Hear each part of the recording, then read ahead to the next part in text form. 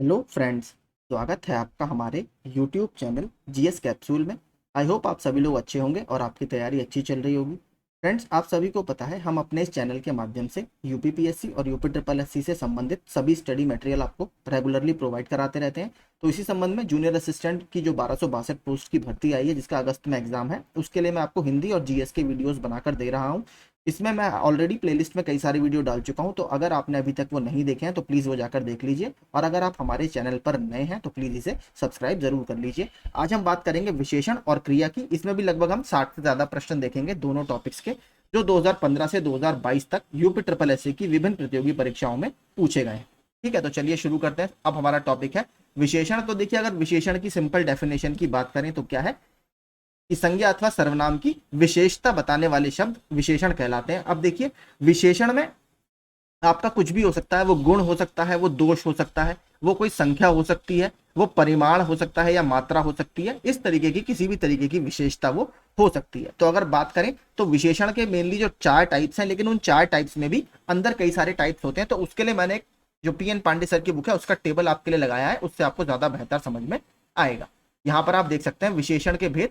व्यवहार की दृष्टि से विशेषण के टोटल 4 भेद आपके होते हैं जो इंपॉर्टेंट है। गुणवाचक विशेषण, संख्यावाचक विशेषण, परिमाणवाचक विशेषण और सार्वनामिक विशेषण, या जिसे हम संकेतवाचक विशेषण भी बोलते हैं। अब इसके अंदर देखिए कुछ और भी आपके क्लासिफिकेशन है, जब आगे सवाल करेंगे तब आपको समझ में आएगा। यहाँ पर आप देख सकते हैं पहला गुणवाचक। इसमें पदार्थ के गुण, रंग, आकार, दशा और अवस्था आदि का हमें बोध होता है। फिर बात करते हैं संख्यावाचक की। संख्यावाचक से प्रश्न देखिए काफी ज्यादा आता है, क्योंकि इसमें चौगुना, तीसरी बार, इस तरीके के शब्द मिलेंगे तो पहचानने में कठिनाई होती है।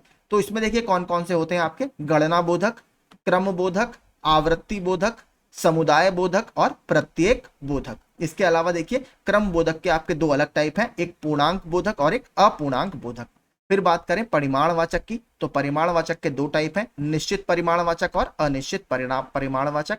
फिर सार्वनामिक के अपने 2 टाइप हैं, मौलिक सार्वनामिक और यौगिक सार्वनामिक। इसका पूरा आप स्क्रीनशॉट लेकर रख सकते हैं आगे के लिए, अदरवाइज मैं इसको अपने टेलीग्राम ग्रुप में भी डाल दूंगा। ठीक है, अब देखते हैं हम आगे पूरा हमारा पहला प्रश्न कौन सा है।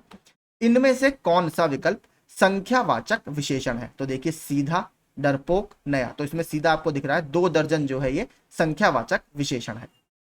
ठीक है, जैसे 20 दिन, 5 घोड़े, कुछ लोग इत्यादि। अब देखिए इसमें मैंने आपको बताए थे अलग अलग तरीके हैं, एक निश्चित संख्यावाचक है और एक अनिश्चित संख्यावाचक है। जैसे निश्चित संख्यावाचक में एक लड़का है, 25 रुपए है। अनिश्चित में क्या है? सब लोग। अब कितने लोग हैं ये आपको नहीं पता, कुछ लोग। ठीक है, ये भी आपको नहीं पता कितने लोग हैं, तो ये अनिश्चित संख्यावाचक का उदाहरण है। अब देखते हैं आगे अगला, 1 लीटर दूध दो। इस वाक्य में प्रयुक्त विशेषण भेद का क्या नाम है? तो 1 लीटर आपका किस तरह का विशेषण है? तो ये परिमाणवाचक विशेषण है। और परिमाणवाचक में भी कौन सा है? ये निश्चित परिमाणवाचक है, क्योंकि इसमें हमें पता है 1 लीटर मुझे दूध देना है, तो इसमें संख्या निश्चित है या मात्रा निश्चित है। अब अनिश्चित का क्या होता है? जैसे सब धन, बहुत दूध दो। तो बहुत दूध में आपको नहीं पता कितना है, 1 लीटर है, 2 लीटर है, तो ये अनिश्चित परिमाणवाचक है। क्रिया के अलावा संज्ञा के लिंग के अनुसार किन शब्दों के रूप में परिवर्तित होते हैं? तो ये किस रूप में परिवर्तित होते हैं? विशेषण में परिवर्तित होते हैं। कश्मीरी सेब सिंदूरी लाल होता है। तो इसमें जो रेखांकित शब्द है ये विशेषण के किस भेद में आएगा? तो ये क्या बता रहा है? कश्मीरी सेब का रंग बता रहा है कि वो एकदम डार्क रेड होता है या सिंदूर जैसा लाल होता है, तो ये उसका गुण बता रहा है। ये क्या होगा? गुणवाचक विशेषण। अगला, अर्चना अत्यंत सुंदर है। इसमें से कौन सा शब्द आपका विशेषण है? तो ये सुंदर जो शब्द है, अर्चना कैसी है? अर्चना सुंदर है, ये आपका विशेषण है, ऑप्शन सी। अगला, ऋषि की गाय बहुत दूध देती है। वाक्य में रेखांकित शब्द में किस प्रकार का विशेषण है? अब बहुत। इसमें क्या है आपका? है ये परिमाण बोधक या परिमाणवाचक, लेकिन कौन सा परिमाणवाचक है? अनिश्चित परिमाणवाचक है, क्योंकि हमें इसमें नहीं पता कितना दूध देती है। वो बहुत दूध देती है परिमाणवाचक लेकिन अनिश्चित परिमाणवाचक। किस प्रकार के विशेषण में 2 प्राणियों, वस्तुओं इत्यादि के गुण, दोष अथवा विशेषता की तुलना कर एक दूसरे से बढ़ा चढ़ाकर बताया जाता है? तो किस प्रकार के विशेषण में? उत्तरावस्था विशेषण में। अब देखते हैं ये है क्या। विशेषण की उत्तरावस्था में 2 प्राणियों, वस्तुओं इत्यादि के गुण, दोष अथवा विशेषता की तुलना कर एक दूसरे से बढ़ा चढ़ाकर बताया जाता है। विशेषण की आपकी 3 अवस्थाएं होती हैं: मूलावस्था, उत्तरावस्था और उत्तमावस्था। मूल अवस्था में क्या होता है, इसमें विशेषणों का सामान्य प्रयोग होता है जहां किसी के साथ तुलना नहीं की जाती। जैसे श्याम एक वीर बालक है, रीता एक सुंदर कन्या है, तो इसमें सिर्फ इसकी विशेषता बता रहा है, किसी से कंपेयर नहीं किया जा रहा। बात करें उत्तरावस्था की, इसमें दो वस्तुओं अथवा व्यक्तियों की तुलना करके एक की न्यूनता अथवा अधिकता बताई जाती है। जैसे मोहन हलधर से अधिक सुंदर है, तो इसमें मोहन ज्यादा सुंदर बताया जा रहा है हलधर से कंपेयर कर कर। सीता सीमा से सुंदर है, तो इसमें भी कंपैरिजन किया जा रहा है, तो ये उत्तरावस्था है जो कि आपसे प्रश्न में पूछा गया है। अगला उत्तमावस्था, इसमें दो से अधिक वस्तुओं या व्यक्तियों की तुलना की जाती है, उनमें से एक की दूसरी सब वस्तुओं या व्यक्तियों की न्यूनता से अधिकता बताई जाती है। जैसे राम सबसे वीर है, सीमा कक्षा में सुंदरतम है, यानी सबसे सुंदर है।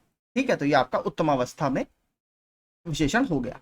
उस विकल्प का चयन करें जो विशेषण का भेद है, उस घर में मेरा दोस्त रहता है, तो ये किस तरीके का विशेषण है, तो ये सार्वनामिक विशेषण का उदाहरण है। उस घर में मेरा दोस्त रहता है में उस शब्द सर्वनाम है जिसका प्रयोग विशेषण की तरह हुआ है और जो संज्ञा शब्द की विशेषता बता रहा है, अतः यह सार्वनामिक विशेषण है। मेरा क्या है, यह पुरुषवाचक सर्वनाम के रूप में उपस्थित है। आगे, कोई शब्द में कौन से विशेषण का बोध होता है, तो इसमें आपके सार्वनामिक विशेषण का बोध होता है। निम्न में कौन सा संख्यावाचक विशेषण है, तो कौन सा है आपका कुछ, तो कुछ किस तरीके का है, यह अनिश्चित संख्यावाचक विशेषण है। आगे, गिलास में थोड़ा दूध है, तो थोड़ा अब कितना है ये हमें नहीं पता, तो ये अनिश्चित परिमाणवाचक का उदाहरण है।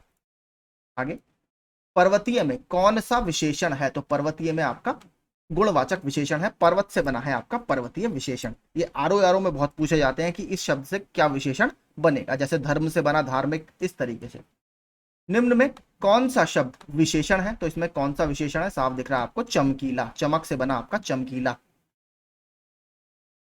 जो शब्द संज्ञा की विशेषता बताते हैं उन्हें क्या कहते हैं, उन्हें विशेषण बोला जाता है, और जिसकी विशेषता बताई जाती है उसे क्या कहते हैं, विशेष्य। निम्नलिखित शब्दों में से विशेषण को पहचानिए, तो वह बहुत नैतिक उसका व्यवहार है, तो नैतिक इसमें जो शब्द है ये विशेषण का बोध है। वह घोड़ा अच्छा है, इस वाक्य में यह घोड़ा अच्छा है, इसमें यह क्या है आपका, तो यह है आपका सार्वनामिक विशेषण। हमने पहले भी देखा था इस तरीके का प्रश्न। हाँ, प्रविशेषण अगर आप नहीं पता किसी को, तो देखिए प्रविशेषण क्या होते हैं, ऐसे शब्द जो विशेषण की भी विशेषता बताएं।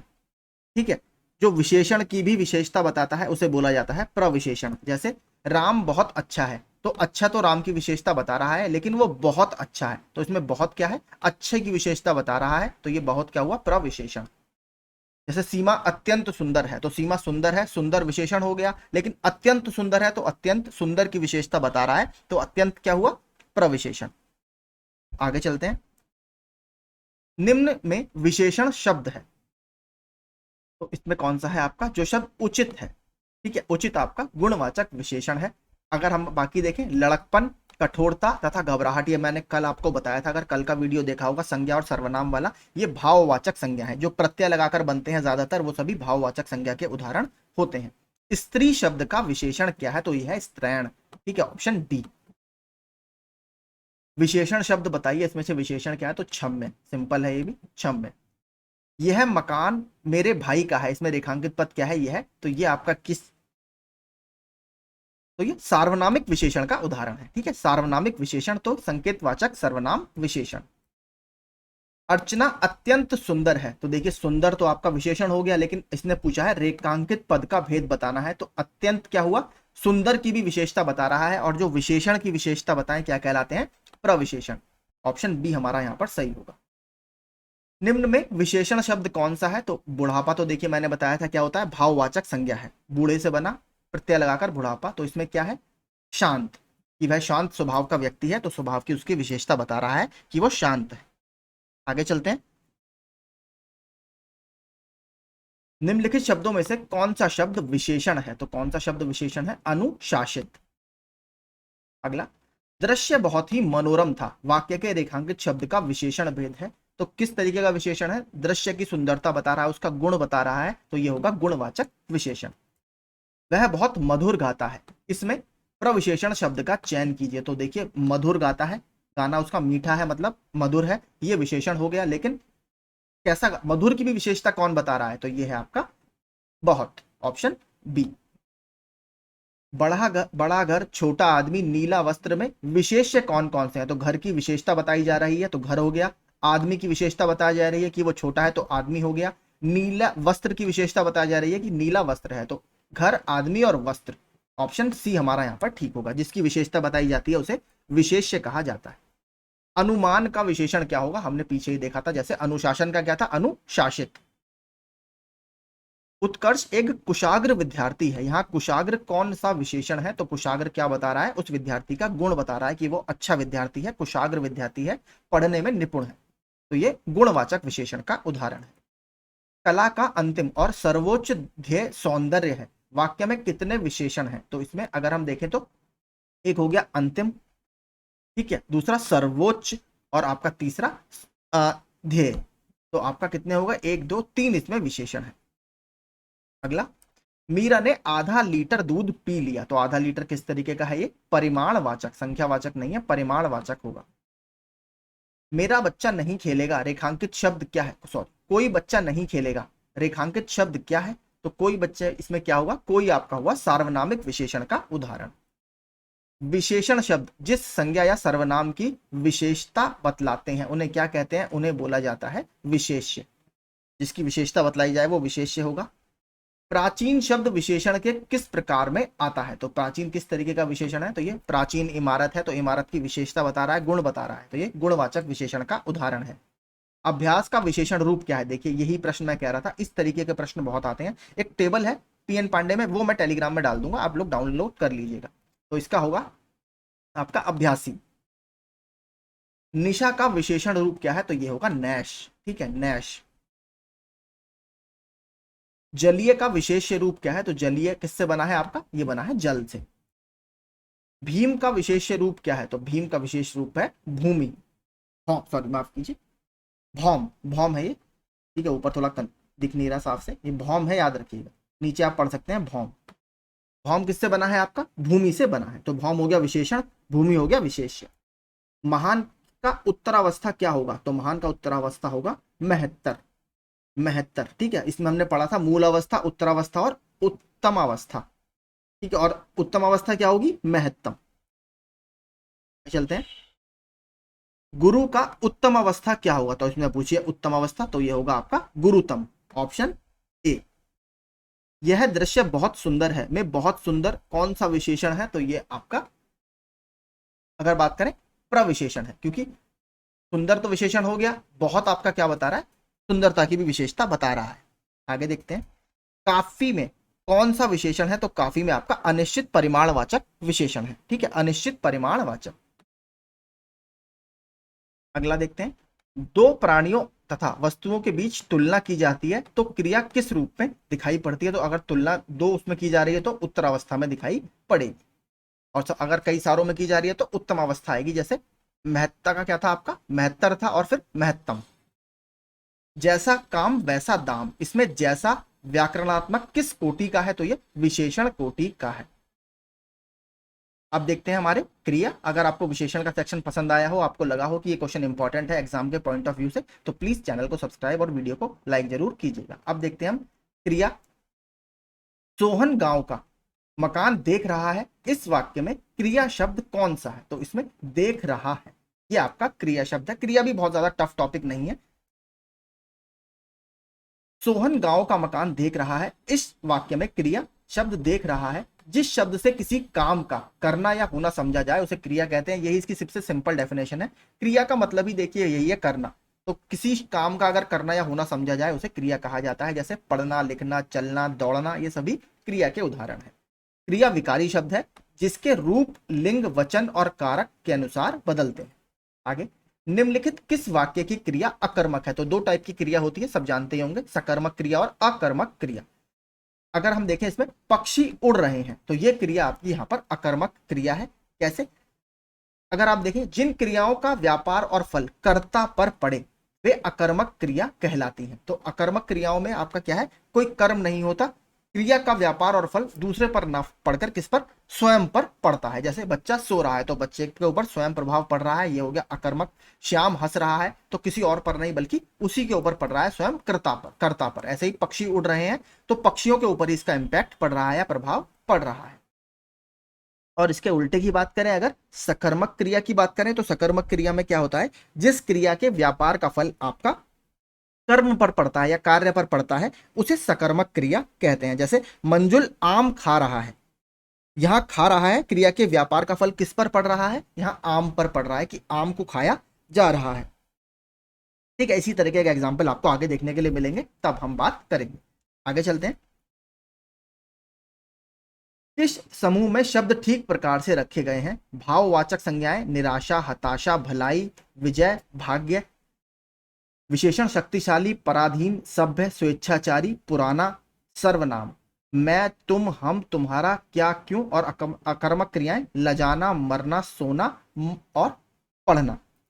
तो अगर आप यहां पर देखेंगे तो 1, 2 और 3 आपके ठीक है। यहां पर देखिए क्या है, जो पढ़ना शब्द है, ठीक है, पढ़ना जो शब्द है ये आपका सकर्मक क्रिया में आता है, बल्कि इसे अकर्मक की श्रेणी में रखा गया है। जैसे वह पुस्तक पढ़ रहा है, तो पुस्तक को पढ़ रहा है तो फल, जो व्यापार का फल है किस पर पड़ा, वो कर्म पर इसका फल पड़ रहा है। अकर्मक में कर्म पर नहीं पड़ता, तो यहां पर आपका ऑप्शन ए हमारा ठीक होगा। अगला, जब कर्ता एक क्रिया समाप्त कर उसी क्षण दूसरी क्रिया में प्रवृत्त होता है तब पहली क्रिया क्या कहलाती है, तो पहली क्रिया को पूर्वकालिक क्रिया बोला जाता है। आगे देखते हैं। अब आप चल सकते हैं वाक्य में कौन सी वृत्ति है, तो अब आप चल सकते हैं इसमें सामर्थ्य सूचक वृत्ति है। निम्नलिखित प्रश्न में 4 विकल्पों में से उस विकल्प का चयन करें जो क्रिया के भेद वाला सही विकल्प है।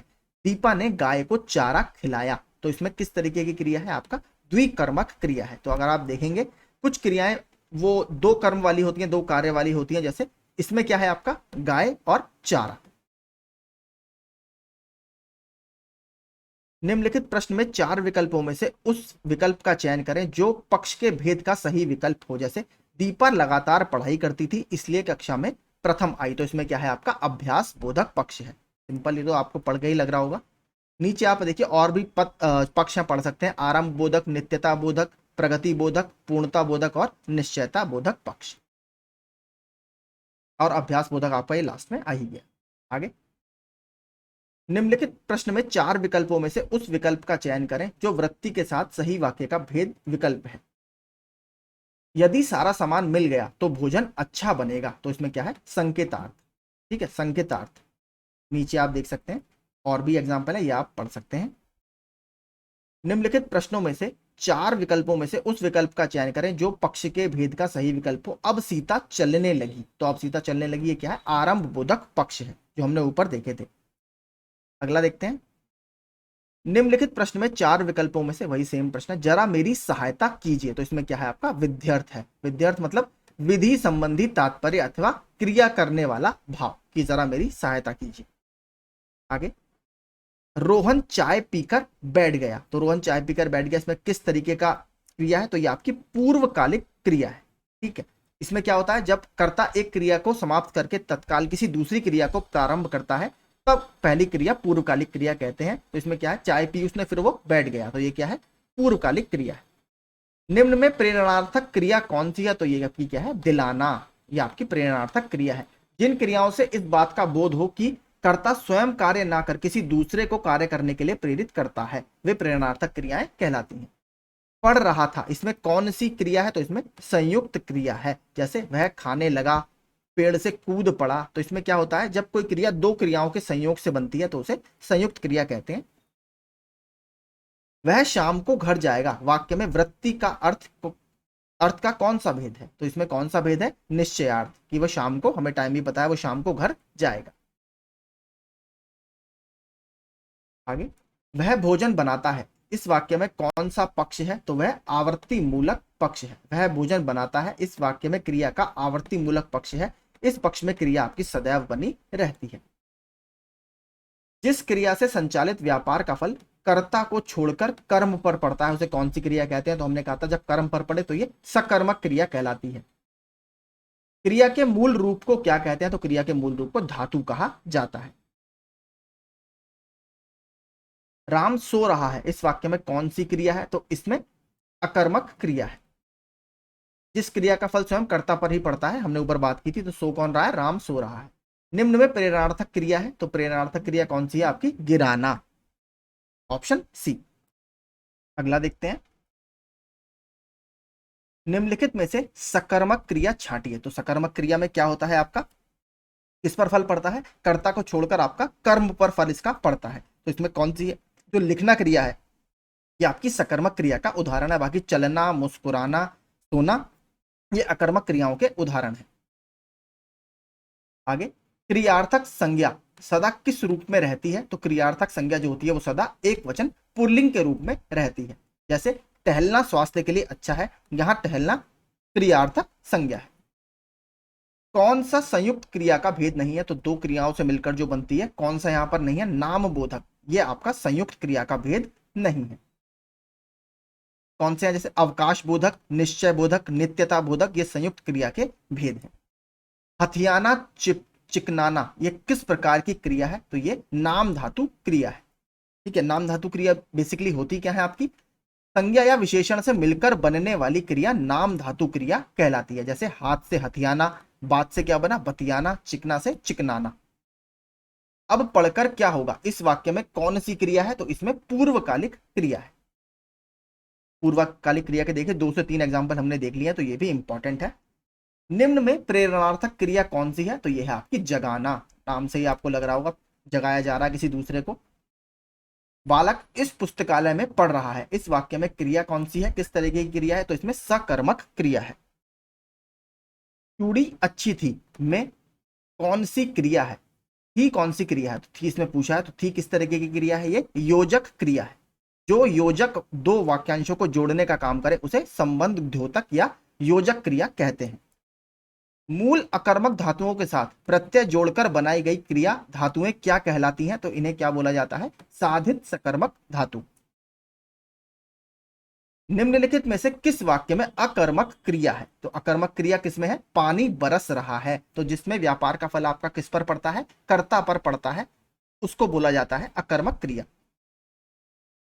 हथियाना में कौन सी क्रिया है? तो हमने ऊपर देखा था नाम धातु क्रिया है। जो क्रिया संज्ञा और सर्वनाम या विशेषण में प्रत्यय लगाकर बनती है उसे नाम धातु बोला जाता है। जैसे हाथ से हथियाना, बात से क्या बना? बतियाना, लात से लतियाना, शर्म से शर्माना, तो ये नाम धातु क्रिया के उदाहरण है। ठीक है, तो यही देखिए हमारे लगभग 65 से ज्यादा प्रश्न हमने इसमें किए विशेषण और क्रिया से संबंधित। अगर वीडियो आपको पसंद आता हो, लगता हो आपको कि एग्जाम रेलेवेंट कंटेंट है जो एग्जाम में पूछे जाते हैं, तो प्लीज चैनल को लाइक और सब्सक्राइब जरूर कीजिएगा। Thank you so much.